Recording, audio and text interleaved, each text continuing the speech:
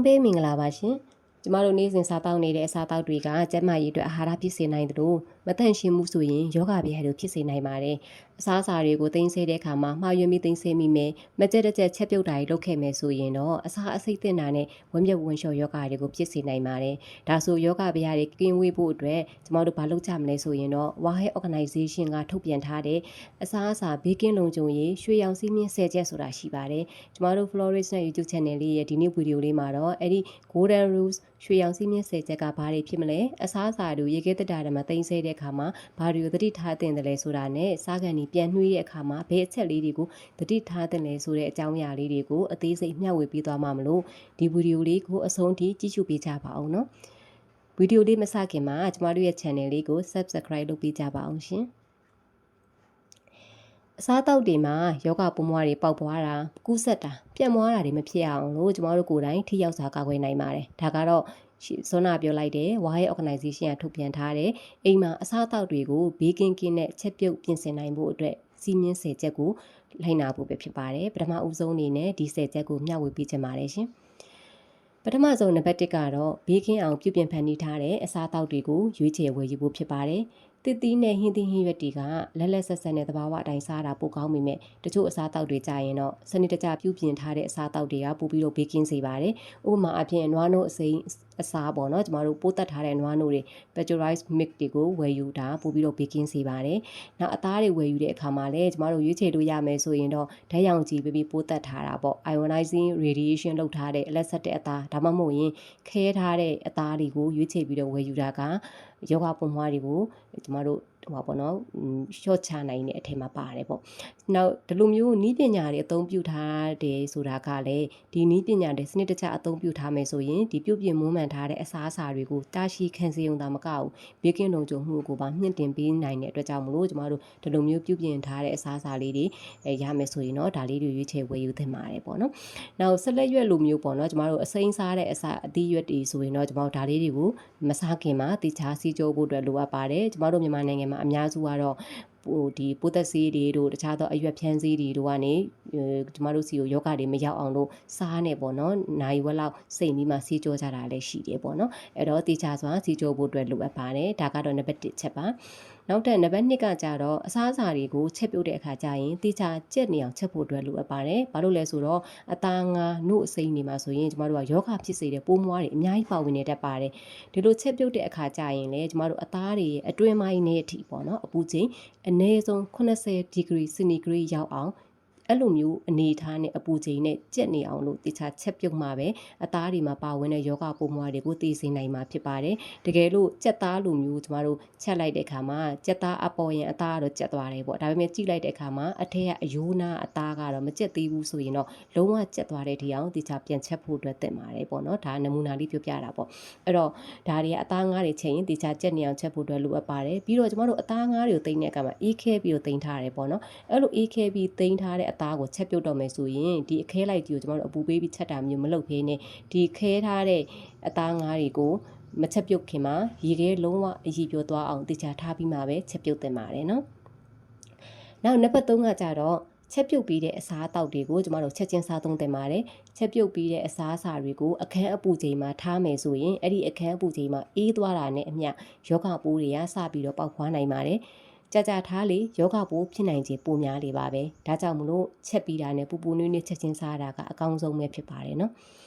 အဲ့တော့ကျမတို့ဒီလိုမျိုးလျှက်စစ်မီးတွေလည်းမငြိမ်တဲ့အခါမျိုးတွေကြာရင်တော့ကျမတို့တန်းပြီးချက်ချင်းစားသုံးဖို့ဆိုတာတဲ့ကြိုပြီးချက်ကြရတာများတယ်ပေါ့နော်ဒါဆိုရင်ကျမတို့ဘလို့များတူလောင်ကြမလဲပေါ့ချက်ပြုတ်ပြီးတဲ့အစားအသောက်တွေကိုတူလောင်တဲ့အခါမှာလည်းစနစ်တကျတူလောင်ဖို့လိုအပ်ပါတယ်ကျမရဲ့နေညညွတ်တဲ့အစားအသောက်ဖြစ်ဖို့ဆိုရင်တော့ဒီတူလောင်ပုံစနစ်ကျဖို့ကလုံးဝအဓိကကြပါတယ်အစားအသောက်တွေကိုစနစ်တကျမသိမ်းဆဲဘူးဆိုရင်ကျမတို့ပုတ်တိုးသွားတာမျိုးတို့ယောဂပူကူးဆက်တာတွေဖြစ်ပြီးတော့အစာအဆိပ်သင့်တဲ့တရားဒုက္ခပေးနိုင်ပါတယ်ဒါကြောင့်မလို့ရေခဲတက်တာတွေမှာသိမ်းဆဲမယ်အေးခဲအကန်ထဲမှာသိမ်းဆဲမယ်တချို့ကဗီဒီယိုတွေကြောင်နေနဲ့သိမ်းမယ်တချို့ကြရင်တော့အပူပေးစနစ်တွေနဲ့ပေါ့နော်ကျမတို့သိမ်းဆဲတာပေါ့နော်အပူချိန်နွေးနွေးလေးမှာထားပြီးသိမ်းတာမျိုးတွေပေါ့ဒါမျိုးတွေဆိုရင်တော့ကျမတို့အပူချိန်အေးချိန်နဲ့ဘယ်လောက်ထားရမလဲဆိုတာကိုဆက်ပြီးတော့ပြောပြပေးပါမယ်နော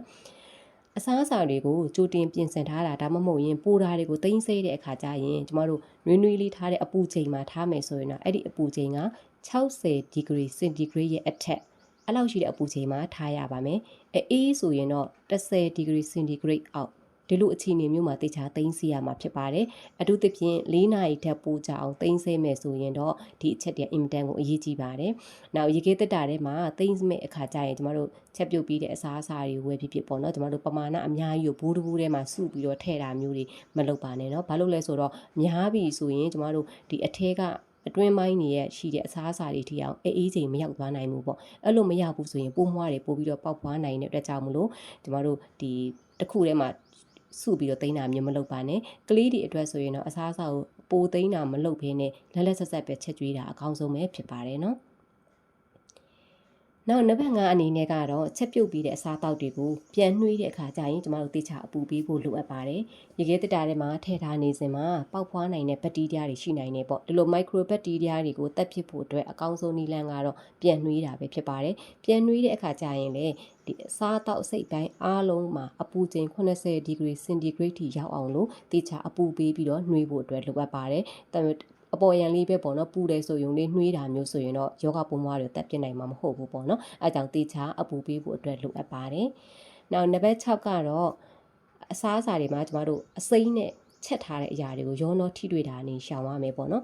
ကြက်နေအောင်တေချာချက်ပြုတ်ထားတဲ့အစားအစာတွေကအသားစိမ်း၅စိမ်းအနေနဲ့ထိတွေ့မိတယ်ဆိုရင်အဲ့ဒီအသားစိမ်း၅စိမ်းမှာပါတဲ့ယောဂပိုးတွေကကြက်တဲ့အစားအစာစီကိုကူးဆက်သွားစေနိုင်ပါတယ်ဒါကို cross contamination လို့ခေါ်ပါတယ်ကြက်ပြီးသားအစားအစာတွေနဲ့မကြက်သေးတဲ့အသားတွေဓာတ်ရိုက်ထိတွေ့တဲ့အခါမျိုးမှာကူးဆက်တာမျိုးပြောချင်တာပါဒါအပြင်ကိုယ်သတိမထားမိပဲနဲ့တခြားသောနီးလန်းနေနဲ့ယောဂပိုးမွားတွေကူးဆက်နိုင်ပါတယ်ဥပမာအားဖြင့်ကျမတို့အသားစိမ်း၅စိမ်းတွေကိုလှီးဖြတ်တယ်ပေါ့နော်စင်နီတုံးတွေကက်ကြီးတွေဓာတ်တွေကိုရေမဆေးပဲနဲ့ကြက်ထားတဲ့အသားတွေကိုပြန်ပြီးလှီးတာမျိုးလုပ်လိုက်ပြီးဆိုရင်အသားစိမ်း၅စိမ်းကိုထိထားတဲ့စင်နီတုံးကက်ကြီးတွေမှာယောဂပိုးမွားတွေကတ်နေနိုင်တယ်အဲ့ဒီကတ်နေတဲ့ယောဂပိုးမွားတွေကကျမတို့ကြက်ပြီးသားအသားတွေကိုဒီစင်နီတုံးပေါ်ဒီဓာတ်တွေနဲ့အသုံးပြုပြီးလှိလိုက်တယ်ဆိုရင်ယောဂပိုးမွားတွေကြက်တဲ့အစားအစာတွေကိုပြန်နေပြီးတော့ဝင်ရောက်သွားစေတဲ့အတွက်ကြောင့်မလို့သိမ်းစေတဲ့အခါမှာရောလှိဖြက်ပြင်ဆင်တဲ့အခါမှာလည်းပဲရောနှောထိတွေ့ခြင်းကနေရှောင်ကျဉ်ဖို့အတွက်လိုအပ်ပါတယ်နော်နောက်နံပါတ်9အချက်ကတော့ကျမတို့မကြာခဏပြောကြတဲ့လက်ကိုစနစ်တကျစီးကြောဖို့အတွက်ဖြစ်ပါတယ်။အစားအစာမပြင်ဆင်မီမချက်ပြုတ်မီမှာလည်းစီးကြောချရမှာဖြစ်သလိုပြင်ဆင်နေစဉ်တွင်းမှာကျမတို့ကြားပြတ်အလုပ်တစ်ခုခုပေါ်လာလို့လှုပ်လိုက်ပြီးဆိုရင်လည်းလက်ကိုပြန်ဆေးဖို့အတွက်လိုအပ်ပါတယ်။အထူးသဖြင့်တော့ကျမတို့အညစ်အကြေးတွေကင်တွင်မိတဲ့အခါမျိုးပေါ့ကိုယ်တိုင်အိမ်သာတက်လိုက်တာမျိုးတို့ဒါမှမဟုတ်ကလေးကငိုလို့မလို့ကလေးတီးကန်သွားလဲပြီးလိုက်တာမျိုးတို့အိမ်မှာတရိษံလေးတွေမွေးထားပြီးဆိုရင်သူတို့ရဲ့ရှူရှူတွေအီးတွေကျုံလိုက်တာမျိုးတို့ဒါမျိုးတွေလုပ်ပြီးသွားပြီဆိုရင်တော့ကျမတို့အစားအစာတွေပြန်ကင်မယ်ဆိုရင်လက်ကိုဆက်ပြနဲ့တီချာဆေးကြောပြီးမှပဲအစားအစာတွေကိုပြန်ပြီးတော့ကင်သင့်ပါတယ်နော်အသားစိမ်း၅စိမ်းတွေကိုကင်တွယ်ပြင်ဆင်ပြီးသွားပြီဆိုရင်လည်းကျမတို့နောက်ထပ်တခြားအရာတွေကိုမကင်တွယ်ခင်မှာလက်ကိုပြန်ဆေးသင့်ပါတယ်ဘာလို့လဲဆိုတော့အသားစိမ်း၅စိမ်းကိုကင်တွယ်ထားတဲ့ကိုယ့်ရဲ့လက်မှာယောဂပိုးမွားတွေပြီးနေနိုင်လို့ပါနော်ရှိနေနိုင်လို့ပါနော်ကိုယ့်ရဲ့လက်မှာဒဏ်ရာဒါမှမဟုတ်ပိုးဝင်ထားတဲ့ဟာတခုရှိမယ်ဆိုရင်လည်းကျမတို့ဒီနေရာကိုပလတ်စတာနဲ့တေချာအုပ်ထားဖို့အတွက်လိုအပ်ပါတယ်ဒါတွေကတော့လက်ကိုမကြာခဏတန့်ရှင်းဖို့အတွက်ပြောချင်တာပဲဖြစ်ပါတယ်နော်နောက်နံပါတ်8ကကြတော့မိဖို့ကြောင့်သုံးပစ္စည်းတွေနဲ့မျက်နှာပြင်တွေကိုကျမတို့စိစိဆက်ဆက်နဲ့တန့်ရှင်းအောင်ထားဖို့ပေါ့အစားအစာတွေကအလွယ်တကူယောဂပိုးမှာကူးစက်နိုင်တာကြောင့်အစားအစာပြင်ဆင်တဲ့ဘေးမျက်နှာပြင်မဆိုအမြဲတမ်းရှင်းနေဖို့အတွက်လိုအပ်ပါတယ်အစားအသောက်ပြင်ဆင်တဲ့စင်နီတုံးစပွဲဓာတ်အိုးခွက်ပကံမှန်သမျှကိုအလုံးဝတန့်ရှင်းနေအောင်ထားရပါမယ်နော်အစားအစာအကျွင်းကြံတွေအစအနတွေရှိနေရင်ယောဂပိုးမွားတွေကခိုးအောင်နိုင်တာမလို့ဒါတွေကိုလည်းသတိထားပြီးရပါမယ်ပြီးတော့ရင်ပကံတွေကိုကျမတို့အဝတ်စာရည်နဲ့တုပ်ကြတယ်ပေါ့ဒါဆိုရင်အဲ့ဒီအဝတ်စာတွေကနေတိုင်းလဲပြီးတော့ဖြစ်နိုင်မယ်ဆိုရင်တော့ရေနွေးဆူဆူနဲ့ပြုတ်ပြီးတော့လျှော်ပြီးတာအကောင်းဆုံးပဲဖြစ်ပါတယ်နောက်ကြမ်းတုပ်တဲ့အဝတ်စာတွေဆိုရင်လည်းကျမတို့မကြာခဏလျှော်ဖို့ပေးသင့်ပါတယ်နော်နောက်နံပါတ်9ကတော့ပိုးမွှားတွေနဲ့ကြွက်တွေ insect တွေရဲ့ဘေးကနေကာကွယ်ဖို့အတွက်ဖြစ်ပါတယ်ဒီ insect တွေပိုးမွှားတွေဒီတိရစ္ဆာန်တွေတရားဒီအစာအဆိပ်သင့်တဲ့ယောဂါတွေကိုဖြစ်စေနိုင်တဲ့ microbacteria တွေကိုသူတို့ကတိတ်ဆောင်လာတတ်တယ်အဲ့တော့အစားအသောက်တွေကိုဒီတိုင်းထားတာမျိုးတဲ့လေလုံအောင်ကျမတို့ပိတ်နိုင်တဲ့ဘူးတွေခွက်တွေထဲမှာတေချာသိမ်းဆဲထားတာကယောဂပိုးမွှားတွေကြွက်တွေနဲ့ insect တွေရန်ကနေအကောင်းဆုံးကာကွယ်နည်းပဲဖြစ်ပါတယ်ရှင်ဒီ golden rules ကနံပါတ်10အချက်နဲ့နောက်ဆုံးအချက်အနေနဲ့ဆိုရင်တော့ရေကိုပေါ့နော်ကျမတို့ချက်ပြုတ်တဲ့အခါမှာတန်ရှင်းတဲ့ရေကိုအသုံးပြုဖို့အတွက်ဖြစ်ပါတယ်အစားအသောက်ပြင်ဆင်ချက်ပြုတ်တဲ့အခါမှာအသုံးပြုတဲ့ရေကကျမတို့တောက်သုံးတဲ့ရေလိုပဲဘေးကင်းတန်ရှင်းဖို့လိုပါတယ်နော်တကယ်လို့ဒီရေကဘေးကင်းတန်ရှင်းဖို့အတွက်ကိုကတခြားဘေးကင်းတန်ရှင်းမှုရှိမရှိအာမမခံနိုင်ဘူးဆိုရင်တော့ ကျမတို့ရေကိုကြိုချက်လိုက်ပါကြိုချက်ပြီးတဲ့ရေကိုပွက်ပွက်ဆူအောင်ကြိုချက်ထားတဲ့ရေကိုပဲအစားအစာချက်ပြုတ်တဲ့အခါမှာသုံးတာဒါမှမဟုတ်ရေခဲတုံးလေးတွေလောက်တာမျိုးပေါ့နော်ဒါမျိုးတွေမှာသုံးပေးပါနော်အထူးသဖြင့်တော့မွေးကင်းစကလေးနဲ့ကလေးငယ်တွေအတွက်အစားအစာပြင်ဆင်တဲ့အခါမှာသုံးတဲ့ရေကိုပို့ပြီးတော့ဂရုစိုက်ပေးစေချင်ပါတယ်ရှင်ဒါကတော့ Why Organization ကထုတ်ပြန်ထားတဲ့အစားအစာတွေဘေးကင်းဖို့အတွက်ကျမတို့ရွှေရောင်စည်းမြင် Golden Rules 10ချက်ပဲဖြစ်ပါတယ်နောက်ထပ်ဆက်ပြီးတော့ပြောချင်တာကတော့ကျမတို့ရေခဲတက်တာထဲမှာအစားအသောက်တွေကိုသိမ်းဆည်းကြတဲ့အခါမှာဘာလေးတွေသတိထားရမလဲပေါ့နော်ဒါလေးကိုဆက်ပြီးတော့ဝေမျှပေးချင်ပါတယ်ရှင်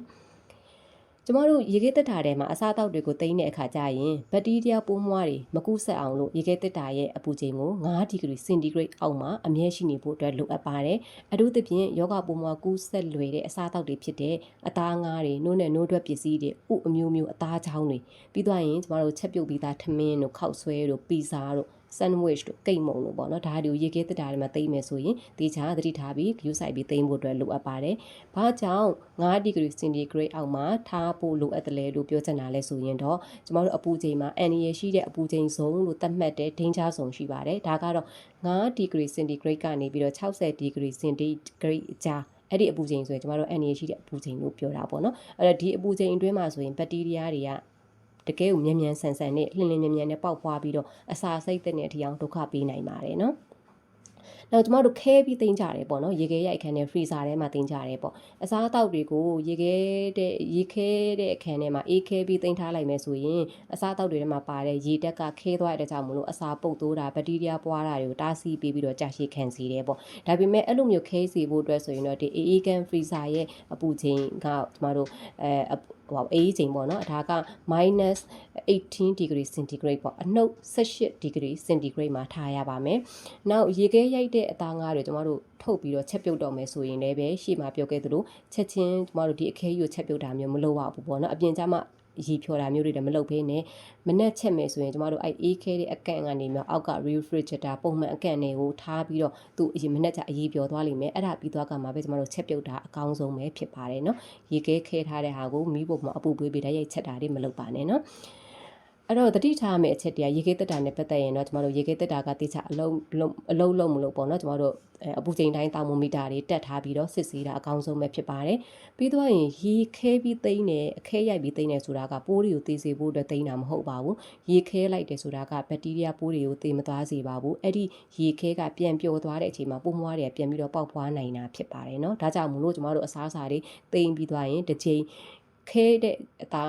စားအစာတွေကိုကျွန်တော်တို့တစ်ချိန်အရေးဖြော်လိုက်တယ်အဲ့အရေးဖြော်ပြီးသုံးပြီးတော့ပိုတဲ့ဟာတွေကိုဒုတိယအချိန်ပြန်ခဲတာမျိုးတွေတော့မလုပ်ပါနဲ့เนาะအဲ့လိုမျိုးအရေးဖြော်ပြီးသားကိုဒုတိယအချိန်ပြန်ခဲမယ်ဆိုရင်ဘက်တီးရီးယားပမာဏနာတွေကပို့ပြီးတော့များသွားနိုင်လို့မလို့ဒါလေးတွေကိုလုံးဝမလုပ်သင့်ပါဘူးเนาะနောက်ပြီးကြတော့ရှေ့မှာပြောခဲ့သလိုအသားစိမ်း၅စိမ်းနေနဲ့ကျွန်တော်တို့တီးတန့်ခွဲထားရမယ်ပေါ့အဲ့တော့ freezer ဒီအေးခဲတဲ့အကန်ထဲမှာအသားစိမ်း၅စိမ်းရောကြက်တဲ့အစားအစာတွေရောကျွန်တော်တို့သိမ်းမယ်ဆိုရင်တော့တတိထားတင်တာကအသားစိမ်း၅စိမ်းကရေတွေကကြက်ထားတဲ့အထဲကိုကျသွားခဲ့ရင်လည်းယောဂဘုံမတွေပါသွားနိုင်ပါတယ်ဒါကြောင့်မလို့ဒီလိုfreezer ထဲမှာပဲကျွန်တော်တို့တကန့်မရှိလို့ပေါ့နော်အတူတူသိမ်းရမယ်ဆိုရင်အသားစိမ်း၅စိမ်းဘူးတွေအောက်မှာထားပါပြီးသွားရင်သူ့ကိုတီးတန့်ဖုံးအုပ်ထားပြီးတော့အပေါ်ကနေမှကြက်ပြီးသားအစားအစာတွေကိုဘူးတွေကိုတင်ပြီးတော့သိမ်းတာအကောင်းဆုံးဖြစ်ပါတယ်ရှင်အဲ့တော့ဒါကရေခဲတက်တာပေါ့နောက်တစ်ခုကကျမတို့အစားအစာတွေကိုစားကန်နေပြန်နှွေးကြမယ်ပေါ့နော်အစားအသောက်တွေကိုချက်ပြုတ်တဲ့အခါနဲ့ပြန်နှွေးတဲ့အခါမှာအပူချိန်ကကျမတို့သိမ်းဆဲတာလို့ပဲအရေးကြီးတယ်သတိထားရမယ်ပေါ့နော်အစားအသောက်တွေကိုရေခဲတက်တာထဲမှာတေချာထည့်ထားခဲ့မယ်ဆိုရင်တော့ဘက်တီးရီးယားတွေအနည်းငယ်ကျန်နိုင်သေးလို့ကျမတို့ဘေးကင်းတဲ့အပူချိန်ရောက်အောင်ချက်ပြုတ်မှပဲအစာအစိတ်တဲ့အန်ဒီကနေကာကွယ်နိုင်မှာဖြစ်ပါတယ်အဲ့တော့ယောဂပိုးမွှားကူးဆက်လွယ်တဲ့အစာတောက်တွေကိုစားသုံးဖို့ကျမတို့ဘေးကင်းတဲ့ပမာဏအထိအပူချိန်ပမာဏအထိချက်ပြုတ်မယ်ဆိုရင်တော့ဘယ်လောက်လဲဆိုရင်ဒီအပူချိန်က80ဒီဂရီစင်တီဂရိတ်ရောက်အောင်ချက်ပြုတ်ရပါမယ်ဒါမှမဟုတ်ပြန်နှွေးရပါမယ်เนาะဒါရှိမှလည်းပြောခဲ့တဲ့အတိုင်းပဲပေါ့เนาะပြီးသွားရင်ဒီအစားအစာတွေကိုတိကျနှွေးမယ်ပေါ့နော်နှွေးပြီးသွားပြီဆိုရင်ကျမတို့စားတောက်မယ်ဆိုရင်လည်းပဲဒီအပူချိန်က60ဒီဂရီစင်တီဂရိတ်အောက်ကိုမကျသွားခင်မှာကျမတို့စားတောက်တာအကောင်းဆုံးပဲဖြစ်ပါတယ်เนาะအဲ့တော့အပူပေးပြီးသွားပြီနှွေးလိုက်တယ်ပြီးသွားရင်ထားလိုက်တယ်အေးသွားကမှစားမယ်ဆိုရင်တော့ကျမတို့အစာစိတ်တင်တာတွေဖြစ်သွားနိုင်တယ်ပေါ့နော်အဲ့ဒီတော့ကြောင့်မလို့နှွေးပြီးသွားပြီဆိုရင်လည်းကျမတို့60ဒီဂရီစင်တီဂရိတ်အောက်ကိုမကျခင်မှာပဲကျမတို့ထိန်းထားပြီးတော့စားသင့်ပါတယ်ပေါ့နော်နောက်2နာရီ4နာရီစီမင်းဆိုတာရောကြားဖို့ကြလားမသိနော် ကျမတို့ဟင်းချက်ပြီးသွားပြီဆိုရင်2နာရီအတွင်းမှာစားသုံးတာအကောင်းဆုံးဖြစ်ပါတယ်2နာရီအတွင်းမှာမစားသုံးဘူးဆိုရင်တော့စားသုံးဖြစ်မှာမဟုတ်ဘူးဆိုရင်ကျမတို့ရေခဲတက်တာထဲမှာသိမ်းစီသင့်ပါတယ်ရှေ့မှာပြောခဲ့တဲ့အန်ရရှိတဲ့အပူချိန်ဆုံးဖြစ်တဲ့5ဒီဂရီစင်တီဂရိတ်ကနေပြီးတော့60ဒီဂရီစင်တီဂရိတ်အတွင်းမှာ2နာရီနဲ့4နာရီကြားမှာရှိနေခဲ့တဲ့အစားအသောက်တွေကိုဆိုရင်တော့ကျမတို့ရေခဲတက်တာထဲမှာပြန်ထည့်ဖို့မသင့်တော့ဘူးအဲကြောင့်2နာရီအတွင်းမှာစားပါ2နာရီအတွင်းမှာမစားဖြစ်လာဘူးဆိုရင်ရေခဲတက်တာထဲမှာတိမ်မှာ2နာရီကျော်ပြီးတော့4နာရီကြားထိအောင်ရှိနေခဲ့တဲ့အစားအသောက်တွေဆိုရင်တော့ကျမတို့ရေခဲတက်တာထဲမှာတိမ်ဖို့မသင့်တော့တဲ့အတွက်ကြောင့်မလို့ချက်ချင်းကုန်အောင်စားသုံးသင့်ပါတယ်ဒီလိုအပူချိန်နဲ့စုံထဲမှာ4နာရီအထက်ပေါ့နော်ရှိနေခဲ့မယ်ဆိုရင်ကျမတို့ဒီအစားအသောက်တွေမှာယောဂပူမွားတွေဝင်သွားနိုင်တဲ့အတွက်ကြောင့်မလို့ဖြစ်နိုင်ရင်တော့စွန့်ပစ်သင့်ပါတယ်ဒါကြောင့်မို့လို့ကျမတို့စားမလားတိမ်မလားဆိုတာကို2နာရီမတိုင်ခင်မှာစဉ်းစားရမယ်ပေါ့နော်အဲ့တော့ဒါနှွေးတာပြီးသွားရင်အခြားသတိပြုရမယ့်အချက်လေးတွေပေါ့နော်အခြားသတိပြုရမယ့်အချက်လေးတွေကတော့ကျမတို့ရေခဲတက်တာထဲမှာထည့်မဲ့ဟင်းပူတွေကိုတည်းရှိမှပြောခဲ့သလိုဘိုးကြီးတစ်ခုထဲမှာထည့်ပြီးတော့စုပြီးသိမ်းတာမျိုးမလုပ်ပါနဲ့ခွဲပြီးတော့သိမ်းပါပေါ့နော်တိမ်ပြီးတော့ကျဲတဲ့ဘူးလေးတွေဆိုတော့ပို့ပြီးတော့ကောင်းပါတယ်ဒါမှအထက်ကအသားတွေသိမ်းတဲ့အစားအစာတွေပေါ်မှာအေးတာပို့ပြီးတော့မြန်နေမယ်ပေါ့နော်နောက်တစ်ခုကကျမတို့နှွေးပြီးဆိုရင်လည်းပဲ microwave တွေနဲ့နှွေးကြရဲဆိုရင်လည်းအပူချိန်က microwave ကတညီတဲ့ကိုမသွားတတ်ဘူးပေါ့အဲ့ဒါဆိုကျမတို့နှွေးနေစဉ်တွဲမှာမှုေးဖို့အတွက်လိုအပ်တယ်ပေါ့နော်ဒါမှအထက်ကအစားအစာနဲ့ပါဝင်ပစ္စည်းအားလုံးမှာအပူချိန်ရောက်သွားပြီးတော့ပိုးမွားတွေတက်ပြီးမှာပေါ့နောက်အစားအစာတွေဝယ်ယူတဲ့ခါကျရင်ကျမတို့တက်တန်းကုန်ဆုံးရက်တွေကိုတခြားစစ်ဖို့တော့လိုအပ်ပါတယ်အစားအစာအထုပ်တွေဘူးတွေအားလုံးနှီးပါးမှာကျမတို့တက်တန်းကုန်ဆုံးရက်တွေပါပါတယ်เนาะအဲ့ဒါတွေကိုတခြားကြည့်ဖို့အတွက်လိုအပ်ပါတယ်တချို့အိတ်တွေဘူးတွေမှာတော့ expire date လို့ပါတတ်ပြီးတချို့အိတ်တွေဘူးတွေမှာကြာရင်တော့ best before ပေါ့အကောင်းဆုံးစားသုံးနိုင်တဲ့ရက်ဆိုပြီးရေးထားတာရှိပါတယ်အဲ့ဒါတွေကိုတခြားစစ်ပြီးတော့ဝယ်ရပါမယ်အဲ့လိုတခြားစစ်ပြီးဝယ်ပြီးသွားရင်တော့မှပဲကျမတို့ဖောက်ပြီးတော့စားလိုက်ပြီးဆိုရင်ဒီတက်တန်းကုံဆုံးရက်ကမတူနိုင်တော့ဘူးပေါ့နော်ကျမတို့ဖောက်ပြီးတော့စားလိုက်ပြီးဆိုရင်အဲ့ဒီတချို့ဘူးအထုပ်တွေဆိုရင်သူတို့ရေးထားတဲ့မူလတက်တန်းရက်ကိုကျမတို့အသုံးပြုလို့မရတော့ဘူးဒါစားပြီး2ရက်အတွင်းမှာစားရမယ်3ရက်အတွင်းမှာစားရမယ်ဆိုတာမျိုးတွေဖြစ်သွားတတ်တယ်ဒါကြောင့်မလို့ဒီ expire date ဆိုတာကမဖောက်ခင်မှာမျိုးပေါ့နော်အတည်ပြုတာဖြစ်ပြီးတော့ဖောက်ပြီးသွားရင်တော့ဖောက်ပြီးတဲ့အစားအစာအထုပ်တွေမှာကသူ့ရဲ့မုံနေဆိုရင်တစ်ခုလိုက် package လေးတွေပါရင်တော့တစ်မျိုးပေါ့နော်အဲ့လိုမဟုတ်ဘဲနဲ့ဒီလိုမျိုးစုပြီးပါလာတတ်တဲ့အထုပ်မျိုးဆိုရင်တော့ကျမတို့ဓာလေးတွေကိုတိကျသတိထားပြီးဘလောက်အတွင်းမှာစားသင့်တယ်ဆိုတာလေးတွေကိုလည်းရေးထားတာကိုတိကျဖတ်ရှုပြီးတော့စားသင့်ပါတယ်နော်နောက်အစားအစာတွေကိုတန့်ရှင်း6သူပြီးလေးလုံးနဲ့ဘူးခွက်ထဲမှာတင်ရပါမယ်ဒါမှကြာရှည်ခံပြီးပိုးမွားတွေကာကွယ်နိုင်ပါလိမ့်မယ်နောက် insect ပိုးမွားတွေကိုလည်းကာကွယ်နိုင်မှာဖြစ်ပါတယ်နောက်ဒါတွေကိုပေါ့နော်အစားအစာတွေကျွန်တော်ကြမ်းမြင့်ပေါ်မှာထားတာမျိုးတွေမလုပ်ဘဲနဲ့ဓာတ်ရိုက်ထားတာမျိုးမလုပ်ဘဲနဲ့စင်ပေါ်တောင်းမှုမြင့်တဲ့နေရာတွေမှာတင်စေသင့်ပါတယ်နော်ကျန်းမာရေးနဲ့ပတ်သက်လာရင်တော့ကျွန်တော်တို့အမြဲတမ်းသတိထားသင့်တာကတော့သတိထားတာအကောင်းဆုံးပဲပေါ့နော်အကြောင်းကိုယ့်ဘက်ကတန်တရားရှိနေတယ်ဆိုရင်တော့ဆွန့်ပစ်လိုက်တဲ့if in doubt throw it out ပေါ့နော်ကျမတို့ဒါတန်တရားရှိတယ်ဆိုရင်တော့စွန့်ပစ်တင်တယ်ဆိုတဲ့အချက်ကိုတော့အမြဲတမ်းရဖို့အတွက်လိုအပ်ပါတယ်နော်ဟုတ်ကဲ့ပါအခုမျှဝေပေးခဲ့တာကတော့ Wahai Organization ရဲ့အစားအစာဘေးကင်းလုံခြုံရေးရွှေရောင်စီးမြင့်10ချက်နဲ့အတူရေခဲတက်တာထဲမှာအစားအစာတွေကိုဘယ်လိုစနစ်တကျသိမ်းဆည်းကြမလဲချက်ပြုတ်ပြင်ဆင်နှွှီးတဲ့အခါကျရင်တော့ဗာလေးတွေတတိထားသင့်တယ်လဲနဲ့အခြားတတိပြောမယ့်အချက်လေးတွေကိုမျှဝေပေးသွားတာဖြစ်ပါတယ်ဒါကမိတ်ဆွေတို့ရဲ့မိသားစုရဲ့နေထိုင်စားသောက်မှုအတွက်အကျိုးရှိလိမ့်မယ်လို့မျှော်လင့်ပါတယ်ကိုမိသားစုရဲ့အစားအသောက်တွေဘေးကင်းလုံခြုံရေးအတွက်လည်းဒီစီးမြင်းတွေကိုလက်တွေ့ကျင့်သုံးကြည့်ဖို့လည်းတိုက်တွန်းချင်ပါတယ်ရှင်ဒီဗီဒီယိုလေးကိုအဆုံးထိကြည့်ရှုပေးတဲ့အတွက်ကျေးဇူးအများကြီးတင်ပါတယ်နော်ကြိုက်နှစ်သက်တယ်ဆိုရင် like and share လေးလုပ်ပေးပါအောင်နော်ကျမ်းမာရေးနဲ့ပတ်သက်တဲ့အချက်လက်ကောင်းတွေကိုအမြဲတမ်းသိရှိနိုင်ဖို့အတွက်လည်းကျမတို့ channel လေးကို subscribe လုပ်ပြီးခေါင်းလောင်းလေးကိုလည်းနှိပ်ထားပေးပါအောင်နော်တခြားသိချင်တဲ့အကြောင်းအရာတွေရှိရင်လည်း comment မှာရေးပေးခဲ့ပါအောင်ရှင်နောက်ဗီဒီယိုလေးတွေမှာပြန်တွေ့ကြပါမယ်နော်အားလုံးပဲယောဂဗျာကင်းဝေးကြပါစေရှင်ကျေးဇူးအများကြီးတင်ပါတယ်ရှင်